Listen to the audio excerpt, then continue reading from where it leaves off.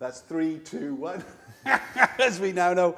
Hi everybody, Mark Cleverwood here. Welcome to the Photographer Academy. We're live at 5 and all this week, in fact, we've been having a bit of a virtual trade kind of event with some of our partners and things really. And today we're joined by the amazing Simon Burfoot. Some of you will recognize from the Academy anyway, as he's our light doctor. But Simon's main job is working with the Flash Centre, isn't it? What's your real title? UK Sales Manager. Very Sounds good. Posher than it is.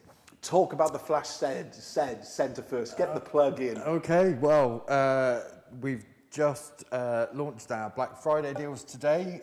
For those that you don't know, the Flash Centre is a family-run lighting company, although we sell lots and lots of cameras, lenses, backgrounds, you name it, we sell it. And we have branches in London, Birmingham and Leeds, and a fully operational shop, flashcentre.com, which you can buy everything and see all of our Black Friday deals that went live today. Brilliant. So, You're also, is it the distributor of Elinchrom in UK, is it? yeah, or how does it work? We import and distribute Elinchrom in the UK and also Photix, the Chinese accessories. Yeah, we distribute to a reseller network as well as selling it ourselves, and yeah. We've known each other for a couple of years now, haven't we? In fact, a lot longer than 2 years. Yeah, okay yeah. then. And your dad and I have known each other a lot longer than that, in fact, really, because your dad's in the industry as well, isn't he? He is, yeah. Yeah, kind of thing with it. Anyway, so thanks for joining us on Academy Live. You don't know yet. Okay, but I'm going to be taking your picture live. Oh, okay. All right. Hence the laptop. It's not just to look professional. I'm going to actually grab an Elinchrom. I'm going to show socially distanced photography. Okay. You know, I'm a big Elinchrom user anyway, thanks to kind of everything that you guys do in the world of photography. I mean, Elinchrom I absolutely love. Consistency of light, consistency of the flash. Quality and consistency is obviously what we all look for in the flash anyway, kind of thing with it. And I was lucky enough many years ago, or it feels like that now, to go over to Switzerland to actually see the kind of the main offices over there and things really. And so yeah, I'm in love with Elinchrom. But I got to be honest, you borrowed me a few of these Photix boxes at the beginning of the year, didn't you? And now I'm in love with Photix as well. A, because of the, sorry for a minute. A, because of the cost. I can't believe how great value for money they are. I'm not allowed to use the word cheap, am I? No, they're not cheap. No, how great value for money they are. And you know what? When you think about that, actually they include the grid as well as the actual the softbox itself is concerned. Great value for money. Yeah. No, I think the overall kit with a carry bag and a grid and double diffusion and the ease of use with them, the brolly up and down mechanism inside.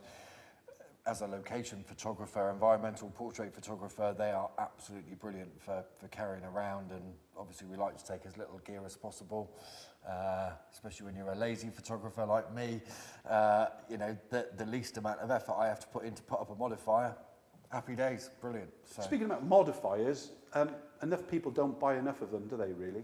No. I think they almost settle on their big purchase of a softbox, and they almost hang on to that pretty much for most of their photography. Experimental kind of almost feels like the world of the hobbyist instead of the pro, and it should be the other way around, shouldn't it? Yeah, and I see this a lot. You know, people will buy a kit of 2 heads and stands and a trigger and a couple of soft boxes, and they think that they're stuck with those soft boxes. And they use them to the best of the modifier's ability, really. But obviously to get the different light qualities, it's always worth looking at what you shoot and what other people are using to, you know, like a newborn photographer, it needs to be a great big, beautiful, soft, dreamy kind of light. The little kit soft boxes, no matter how close you get them in, are never going to give you that light quality. They were never designed to. And, you know, if budget is an issue, like it is with most of us, the Photix softboxes are a great alternative to give you that quality of light, because although they're built to a budget, they are extremely effective, and the light quality, I think I've said to you before, the light quality tends to be a bit sharper in your own words. It's more of a crispy, specular light, so you can get lovely silver highlights on things, whereas the Elinchrom is so effectively diffused that it doesn't give you that quality of light. It's a completely different quality of light and it's beautiful, but sometimes you just want that crispy edge to the subject, and the Photics gives you that. And I think I said before that, you know, anywhere between sort of 80 and 120 quid for a big softbox with a grid and a carry bag. I mean, it's a no-brainer. Of course it is. So, you know, if you're looking to actually treat yourself this year and you're looking to add a little bit of a change into your portraiture, adding in a different accessory onto the light. It doesn't have to be a new flash, does it really, but a different accessory, and pretty much like the Elinchron range of soft boxes, you know, the Rotoluxes and so on with it, same with the Photics. It's basically, it doesn't matter what lighting equipment you do use, there's pretty much an adapter to make it fit onto your kit, isn't it? And with some of the stuff, it can even go on a speed light as well, doesn't it? Yeah, they do speed light adapters.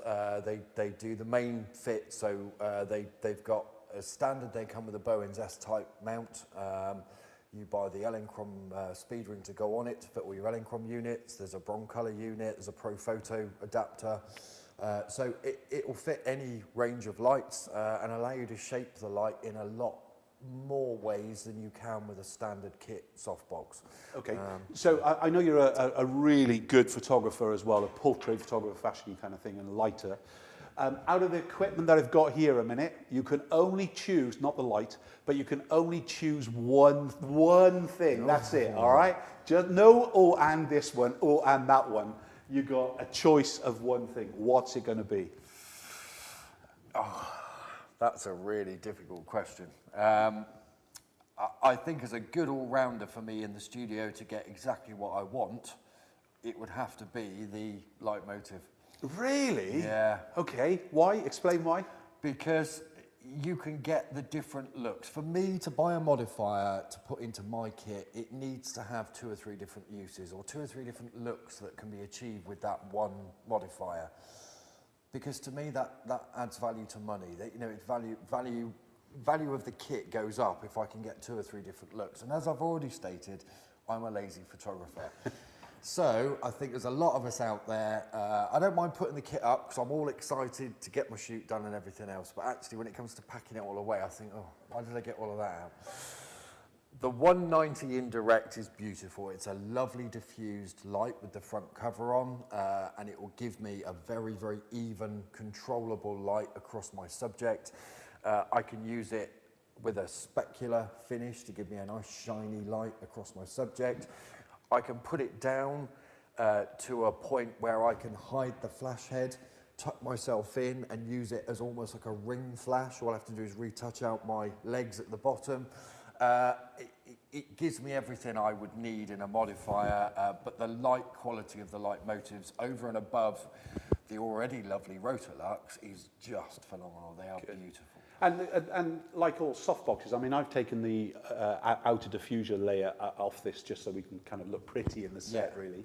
But you shouldn't be afraid to use a light like that, should you? You shouldn't be afraid to use it as a kind of a big, almost parabolic-y kind of reflective dish. It looks basically more like an umbrella than it does any form of parabolica and things, really, obviously, which is usually a focusable kind of thing. Yeah, so I like it as well, even though it wouldn't be my first choice, funny enough. Okay. All right? I like it because I can cover bits up like I can with all soft boxes. So add the layer diffusion on there, but I can also kind of put black cloth, I could put my jumper on it, and I could actually just hide, so I can subtract some of the light. So all of a sudden I change the characteristics. As a rule of thumb, big light is what pretty much everybody goes towards. For me, I like small light. Okay. All right, it's just personal, isn't it? That's all it is. Yeah. Because I see a white wall as a big light source. So I prefer to actually go, no, I can bounce light off that. Okay, I'm not going to get the angle of light that I want, but 80% of the shot, I'm going to get it. So I'm lazier than you. Okay. I opt for anything with a grid. Yeah. Anything with a grid, all right? And the reason being is because I am a control freak, as you might have witnessed some stage today, having a discussion with my team out loud, not live on sessions anyway, but anyway, I like control. And I like it to go from small to smaller or soft to sharp. And so for me, if I was a choice out of all of this, I would go for the strip. Yeah. I'd go for the strip. So this is the Photics, was it the 5120? For me, again, because of the shape, I can turn it to the horizontal compared to as a rule, you might have heard me talk about before, I'm an opter man. Yep. So in studio, I usually opt for an opter, but I think when you use it every day for families and portraits or product or newborn or the baby with it, it's kind of when you kind of go, oh no, give me one thing to get really edgy with. I want to be a dog gnawing at the bone. Like I discussed downstairs having a coffee break. For that creative edge, I want something that's going to give me creative. I can remove the inner diffusion layers, I can kind of unsoften it, but that's just me and things. But my favourite product, you know, and I hope it doesn't get discontinued too soon, is this little thing. Now, I know it's got to be connected into the mains, all right? But I'm going to take your photograph later. And if nobody's seen me shoot like this before, you've seen me shoot like this. Many times. And basically, it's as free as I can get without having an assistant to hold the flash and things. The little the D-Light one, absolutely brilliant because it's low powered if I want it to be. And obviously when I'm using hard light, so I'm shooting at 2.8 today.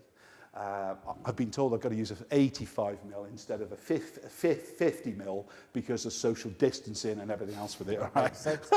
Well, or let's get the 200mm out and you can stand next door kind of thing with it, you know. But yeah, so for me, grids, small light. Excellent. Sorry about that. No, that's fine. No. And that's what makes everything so great because everybody likes something different. Now, I know your medium format, I'm not, I'm DSLR, was medium format in the good old days of film. Why medium format for you? Well, again, like you, I shot medium format weddings for many, many years and did the odd sort of portrait and things sort of over the years. I love the way medium format makes you stop and think about what you're doing. And I think, again, it goes back to the film discipline. Do I need to take that next shot? Do I need to take 2 of this or 3 of this? If I can nail it in 1 or 2 shots, then that's a whole lot less heartache for me to have to post-produce afterwards. Also, I think you can get confused. You know, if you take 6 pictures that look very similar, when you're grading them or rating them through Lightroom, it's, well, which one actually do I like? And you end up spending 10 minutes deciding on 6 images, you need to get down to 1. So generally, I'll set everything up, I'll make sure that everything's as right as I can possibly get in camera. And again, that's a film discipline. And shoot 1 or 2 images. And I just love the way that medium format, for some reason, slows you down. Yeah. Makes you think about what you're doing.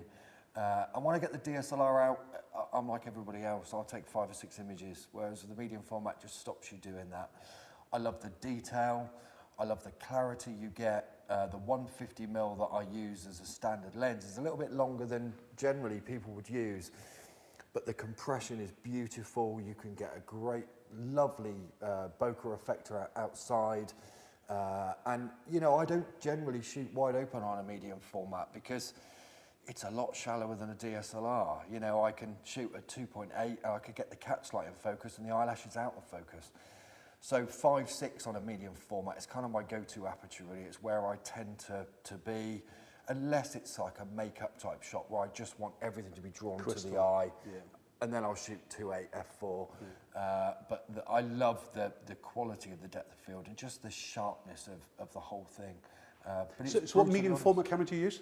Pentax 645. Okay, costing that kind of thing? They're not expensive in the grand scheme of things. They're about the price of a high-end Canon or Nikon. Okay. About £5,000 with a standard lens.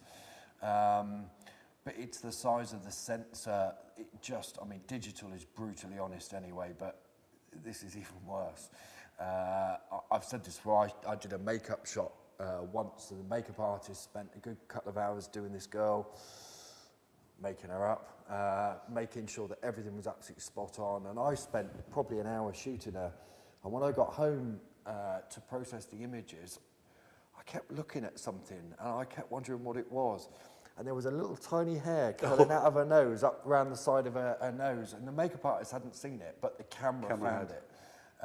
So It is very brutally honest. So, Oops. but yeah, but fantastic. I mean, you can get some big crops out of it and not lose any quality. But I just love the depth to the image that you can create with the medium format system. So, So when you're shooting on medium format, then are you usually tripod based, or are you shooting freehand, or what do you do? I shoot everything freehand. I always find a tripod just far too restrictive.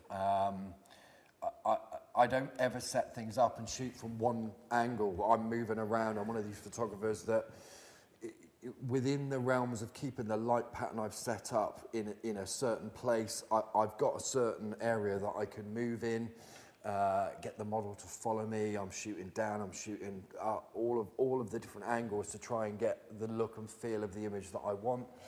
And I just find a tripod is too restrictive. And if you're careful, you know, you don't want to drop down much below a 60th of a second, but, you know, I can just about handhold it at a 30th if there's flash involved, because that'll freeze the image anyway. But you've still got to be very, very careful. And do you tend to work in a dark studio with a kind of a dimmed modelling bulb, or do you use a bright one? I prefer using dimmer light. I like to use a dimmer modelling lamp. I know a lot of people have focusing issues, so they have to have the modelling lamp up quite high.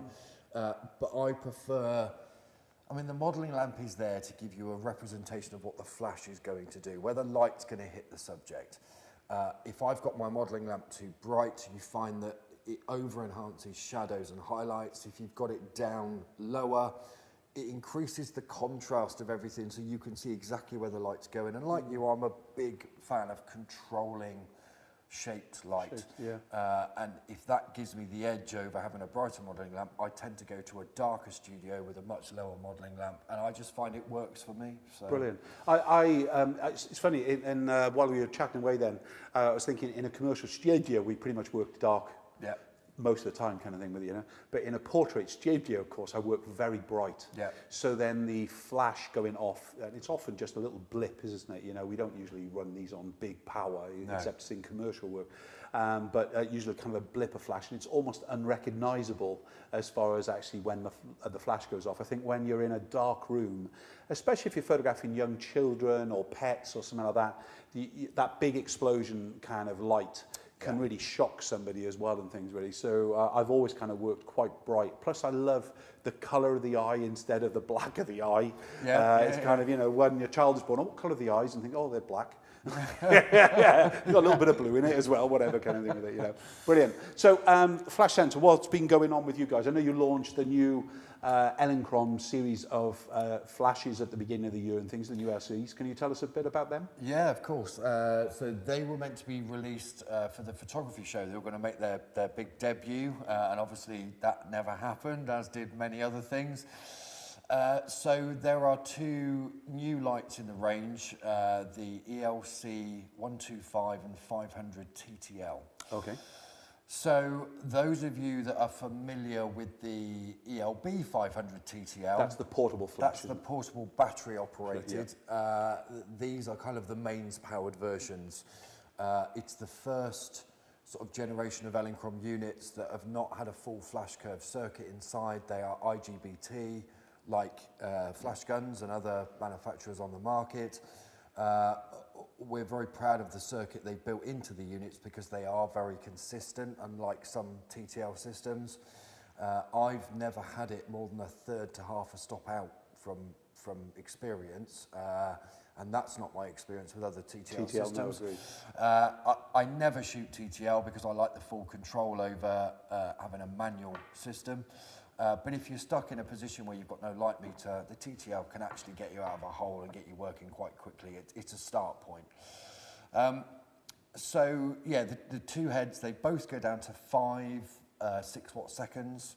So you can get them down very low, you can get them in very close, and you can shoot wide open. But they've also got up to their respective powers of 125, 500. So you can shoot at family groups at f/22 if you want to in the studio. They all come with the Skyport system built in, so they're all fully remote control, and also along with the new Skyport Bluetooth bridge, which runs on the back of an app or some software on your Mac or PC. It will allow you to control everything from a computer screen. But the lovely thing about it is also it will save setups. So you can go to a setup you do regularly, you put the lights back in the same place, you put the modifiers on the heads that you had them before, press go, and everything goes back to the power settings that you saved from a previous shoot.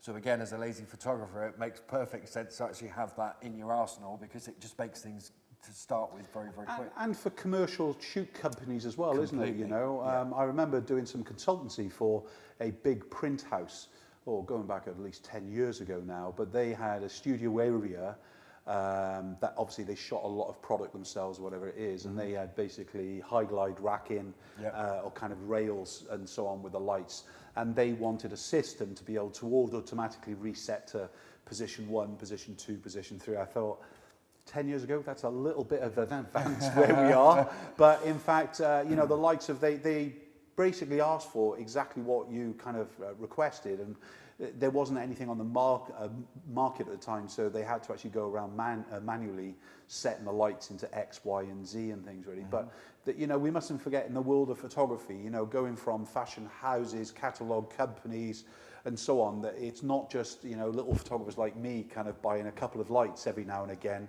There's some companies spending you know, huge, vast amounts of money on thousands and thousands or hundreds and hundreds of heads and things really at once, isn't there, when replacing it. But accessories to go on the front of the flash is a bit like a lens on the front of a camera, no? You'll often change your camera back end, but you don't really change the lens on the front. I always think of lighting accessories very, very similar, but I always think that the kind of the kit softbox or something that you buy, you get so used to using it, like that medium zoom lens, you forget there's other things available, and you don't take the lens off and change it with a prime and so on. And my kind of encouragement to you all, obviously, is to make sure that you do really kind of take what's on the front off and change it with something else. I hope I'm going to kind of show you a few, let's hope they're going to be a few cool images anyway, later on and things really. Yeah, so good. So I didn't mention it, I don't think. Ergonomically, I think the new head and the new design, I think, is really good. Especially, I know it's silly, all right, but the colours that it flashes when it's in a different group. Yeah, this is something that, as a photographer myself, I've been sort of wanting. The Skyport system has come a long, long way.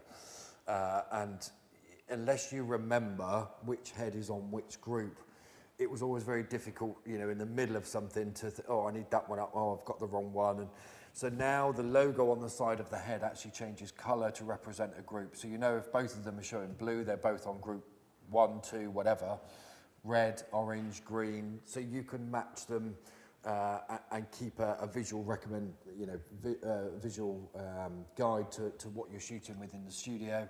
And I think they've nailed it. And when you use the laptop or the app, the groups are shown in those colours as well. So very quickly you can slide things, turn modelling lamps up and down, flash power up and down, intense or full stops like you can on the head. And it's a great representation of exactly what's happening in your studio, and we don't have to think too much, which is even better. So brilliant. So if you're joining us late, Simon Burfoot from the Flash Centre, and also our studio doctor on the Academy. I'm sure you've kind of seen some of his films and things really. He's been in the photographic industry not quite as long as me, but he is getting old, mould in the tooth and things really. And he didn't know until we went live that I'm going to take his photograph in about 2 minutes time, and we're going to show you kind of a little bit more of a different kind of technique than possibly you've seen me use in the past, as far as the likes of just using one of the lights just as a light stand. It's basically a lighting boom to be able to create a variety of kind of images. It's a very fast technique I used to use with portable flash. Before the speed light existed, you remember the Metz guns? I do, yeah. Okay, yeah. Long twirly cables on a stand where wireless triggers and everything else with it and things really. So again, I adapted the technique for kind of really corporate headshots when I was having to work live in offices and kind of get lifestyle images, and I might have an assistant moving a backlight by hand. So in other words, the lights of these are light enough to work a bit like a speed light and so on. So that you've seen me use this in demonstration, so it's nothing new to you, and I promise you it won't look too bad. Well, I hope it's not going to look too bad anyway. Anyway, I can't promise I'll take my lockdown pounds off, because definitely in this amount of light, I definitely can't, but black against black. I often use as well a purple background for my black and white photography. I'm not sure if you know that. So depends. I prefer a darker purple than the lilac we've got there, but anyway. Look, before I get into some photographs, Jay, you're running Jay's in the background, just actually on the YouTube kind of page. Any questions coming through at all? We've got a question just to repeat. Right at the beginning, you put Simon on the spot and told him to choose his one modifier. We were asked if you could just refresh us what the exact name of the modifier was. It's the Leitmotiv Indirect 190.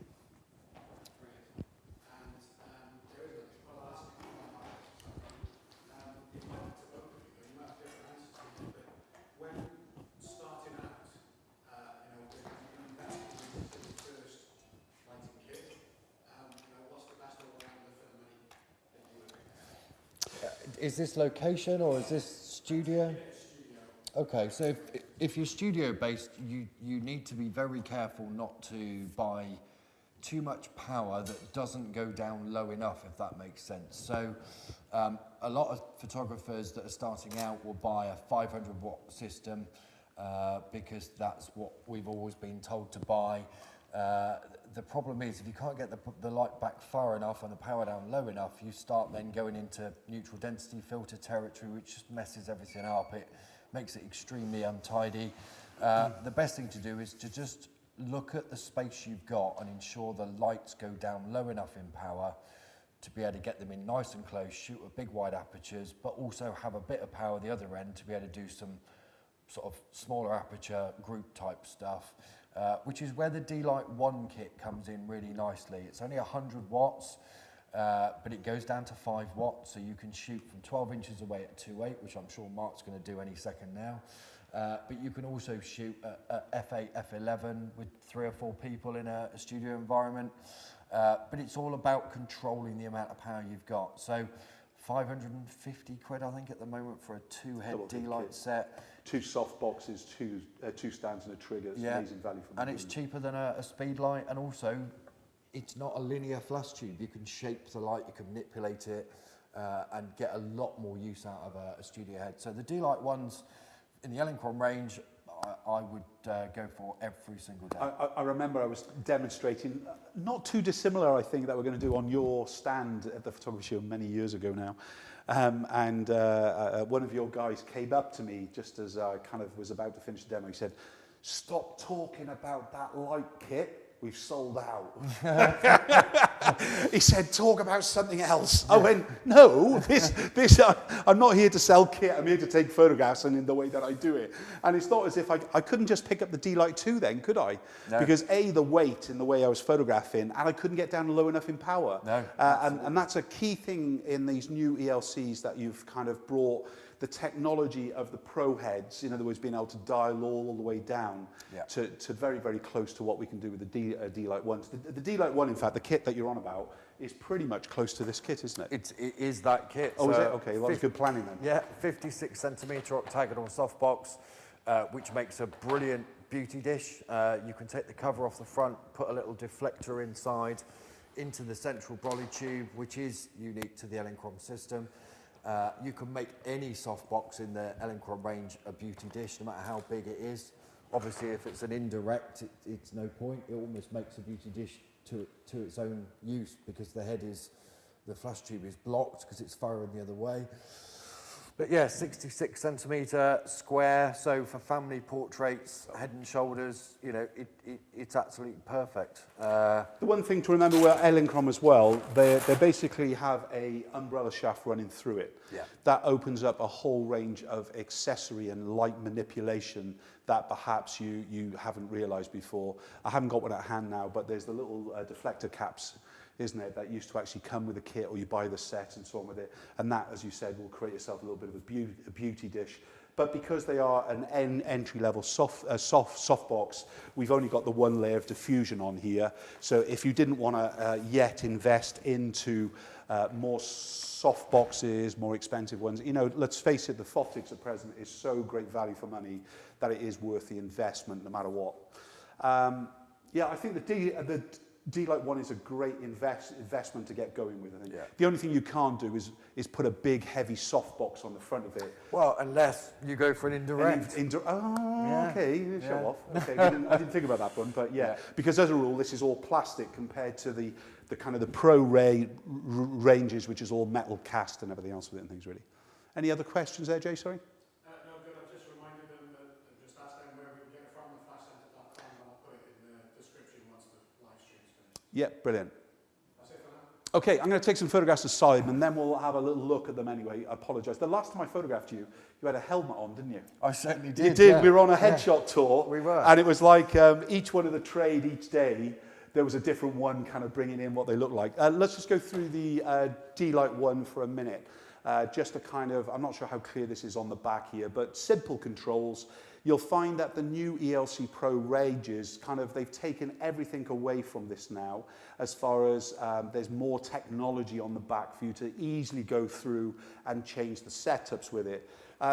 As is, when I'm double pressing these buttons here, it's going to take me into different kind of visions. And the first thing is seeing I've adjusted this to frequency 3. You might not be able to see it on screen yet, okay? But that is so that in case any of the other lights are set on frequency 3, using the trigger, as Simon said, it comes with the kit anyway, yeah? But in here, the bottom row is basically what is referred to as the channel. On here, it's the frequency. But it means by just set in frequency 3 in group 1, this is the only light in the setup that's going to fire. If I want to, I can basically select other lights to actually fire as well. They're on different kind of frequencies and groups and so on. But today, I just want to demonstrate just the one light to you no matter what, okay? Just to give you an idea, we're shooting into Capture One. We're using tether tools, of course. The jerk stopper on the side to stop me pulling it out. You see me do it a million times if I don't put the jerk stopper on there. And basically, we got Canon 85mm lens, social distancing lens instead of my usual 50. So that's the first thing. Let's just show, let's kind of just take a photograph of nothing. So I'll just head up towards the light in the sky, so you can see what is going on. So if we just go to that for a minute. So I've just switched the flashes off so you can see the only illumination from that big octa behind Simon is the modeling bulb itself. So any of the ambient light that I'm going to see, so if Simon just stays where he is for a minute, and I just shoot from there with no flash, okay, you're going to see the only light we're going to see is because we've got a LED light, very, very close to Simon, the only light spilling onto him is basically that light source and any ambient that is around. So as a rule of thumb, you're going to want to make sure you're either going to overpower the ambient light in the room or you're going to switch it off. Okay, it's as quick as that. Let's just switch on my little trigger. And then if we can just go back to me a minute, please, if we can, Brandon, in studio, that's brilliant. The next thing I'm going to do is just release myself. So in other words, I'm going to completely collapse the stand, and I'm going to make sure that the head is at the full extension. Now, it depends on what I'm doing, how far away I'm photographing. I need to kind of get this correct to begin with. And that is the kind of the way that I'm going to be using pretty much for this shoot anyway, okay? So you're going to get a good idea. Let me just bring that through there. So let's get on with a first shot and just see what it's doing. Turn the head this way a little bit aside for me. Can you just lean towards, really lean on there for me, just bring a little bit of energy. Now, the thing I prefer is a 50mm lens, okay? Because I prefer to get in there just a little bit more. But from here, I'm going to leave it in color mode for a minute, but then I'm going to swap into black and white, because that's really what I'm going to shoot. So let's shoot 3 shots. This is at the 9 o'clock position, first of all. You're a miserable devil's size, Simon, that's lovely. This is the kind of the 12 o'clock high. So this is kind of, if we had a reflector below him, we'd have pretty much a kind of a beauty dish kind of effect coming through. And then I'm going to do the 3 o'clock low. So it's just actually coming in from the right-hand side here. And then straight away you can see, without being close to him or anything, I've got some quite dramatic photographs. If you're a black and white photographer, you'll know if you've watched any of the film on the Photographer Academy that on camera I'm shooting a RAW and a JPEG file. Why? Because realistically, the JPEG file is just going to be a backup. That is all it is, and it's the instant thing I see. So when I take the photograph now, you're going to see, as long as I set it up on camera right, you're going to see my black and white kind of styling. There's nothing clever going on screen, okay, at all. I'd usually work from the raw file, because obviously that is where all the real the detail is, and we don't want to miss out on it, okay? So remember, the only thing that is really adding that separation light out is that bit of LED. Simon, I'm so sorry that I've got to take your photograph, okay? So I'm going to go for the kind of 9 o'clock kind of position, leading the head over towards here for me more. That's cool, just there. And lower the chins just a little bit. He got the chins joke, that's fine. Let's just check it does come into black and white first. Brilliant. So let's shoot now. Okay, just there. And again for me. So here, turn the head a little bit more for me, please, Simon. And again for me. Let's go just overhead high again. Lower the chin again for me if you can. Lean the head onto this side more. Really lean forward as far down the table. And a sexy man as you are, mate. There you go. That's lovely. Okay, so I absolutely hate hands, so get rid of that hand for me. That's brill. Turn the head this way more. So let's go to short light just a little bit, okay? When it's above here, let's do it first of all, okay? Here. This is kind of going to be flat and great if you're kind of a young guy. Yeah. With not many chins. It's going to be a great shot with it, especially if it's a reflector, because it's a flatter light source. You don't suffer with as many chins as me yet, mate, but, you know, if you...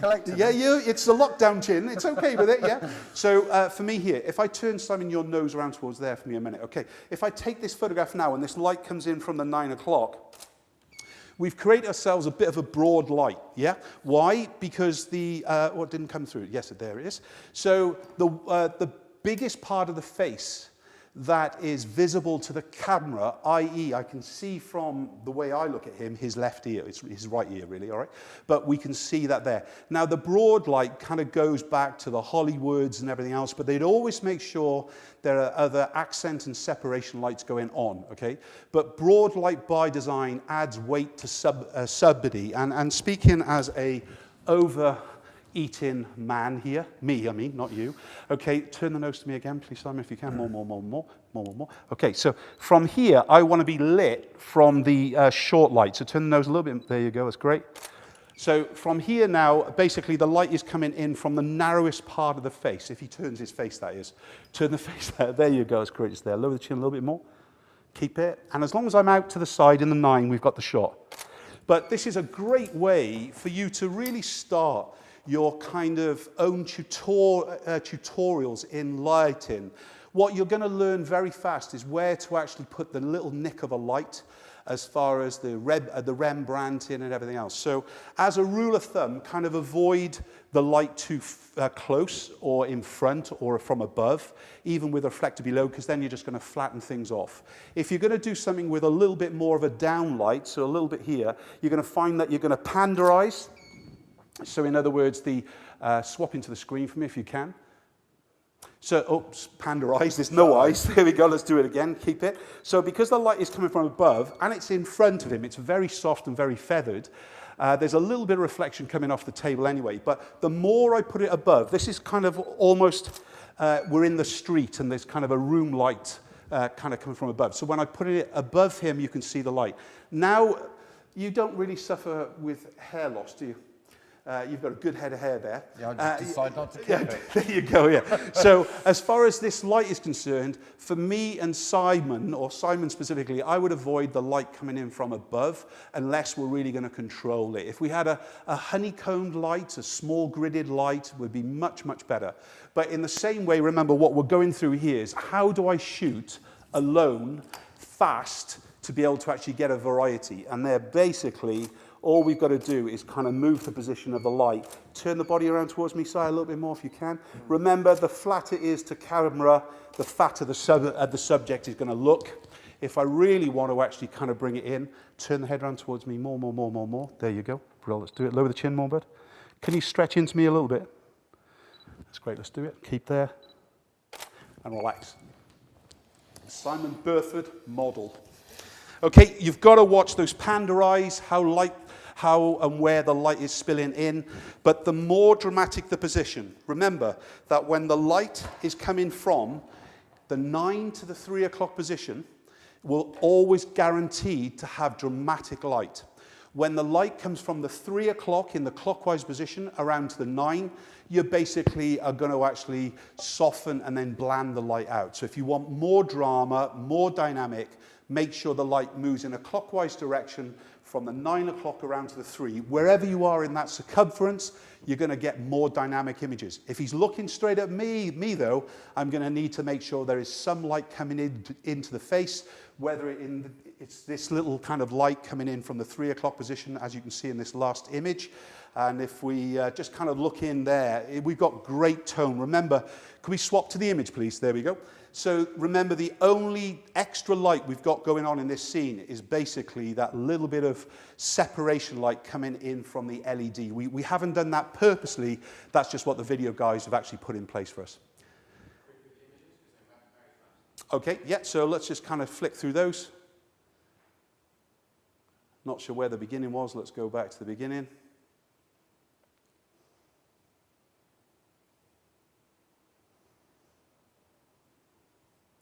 Okay, so that's kind of where we began with the color. And then we kind of had that light coming in from the left-hand side, yeah? Then... I fell asleep. You fell asleep, you was that bored. Very well, good, mate. We got a simple kind of light, but look at the shadowing coming down the right-hand side. There's just enough, that little softbox, because it's so close, it's kind of really controlling that light, and it's allowing a little bit of it to kind of just spread around, feather around just that little bit more. But you can see already the real distractions with this image, besides for the camera just on the left-out shot, for me it's the hand. The hand really is taking too much of that light, and that's where we would tend to actually kind of start looking at either losing the hand or flagging it off or darkening it in the post-production. So the light going over to the right, the left-hand side towards the 9 o'clock position. Remember, if the nose is turning away, we're going to start to actually create ourselves a bit of a broad. When the light is from above and it comes down, that's kind of your butterfly kind of lighting on the way. We just usually use a kind of a reflector below. Remember, when the light is from above, it's going to create a kind of a shaft of darkness actually into the sockets of the eyes. And then the main thing is to get your light into a position. So I like a little bit more, a stronger, dynamic kind of illumination of the face. I actually don't mind that, but for me, I'd need to tone it all down. I'd need to actually bring the vignette in down and kind of bring the top of the head. This is kind of where we were demonstrating the broad light, and it means that the biggest side of the face is visible to camera. As a rule of thumb, you can see it because if the ear is visible to camera, technically your light needs to come from the opposite position. So if you think of where the ear is, and if you drew a line from the ear through the skull to the position, you would see here that the light needs to actually be on the opposite side to thin him down. Otherwise, we're going to add weight and so on with it.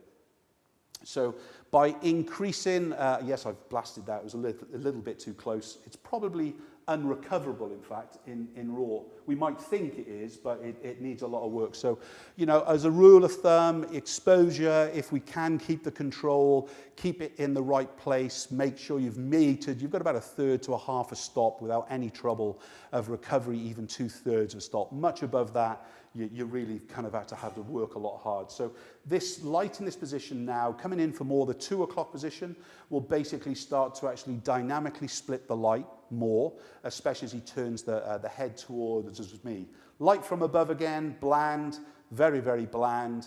Then obviously the light above, right above him now, will create the sockets for the more dynamic. But as far as I'm concerned, really what I'm trying to do is always to put one side of the face into some shadow of some kind. I do like shadow. And the reason for that is to ensure we've got a three-dimensional subject. Thank you, Simon. Sorry you're a guinea pig, mate. That's all right. But I think, you know, this is that kind of encouragement. My mission before I die is to encourage photographers to play with their photography. Have as much passion today as you did when you first picked up a camera. That's absolutely essential for me as a educator, if that's the word. But as a photographer, I want to pick up the camera today and shoot the hell out of you, if that makes sense, you know. And in that last few minutes, then we get, let's take that off, let's go wide, let's go raw, flash, and everything else with it. Have a little bit of fun. Any questions to finish off with there, Jay? Nope, brilliant. Simon, from behalf of me and the people who are going to be watching us on YouTube, on our Academy channel, flashcenter.com, yes? It is, yeah. And obviously, if you're watching us live or before Black Friday 2020, you'll actually see all the offers kind of online and things like that. All live. As far as your personal kind of studio doctor, whereabouts we find you with information about that? You can find me on social media. So on Facebook, it's at The Light Doctor, but DR rather than Doctor. And on Instagram, it's Light Doctor Training. Brilliant. Thank you very much, Simon. Thank you. Take care of yourself. Merry Christmas to you as well. And you. Yeah, and I'm going to when I just see myself on camera, I'm going to eat a lot less. Take care, guys. See you all soon. Bye-bye.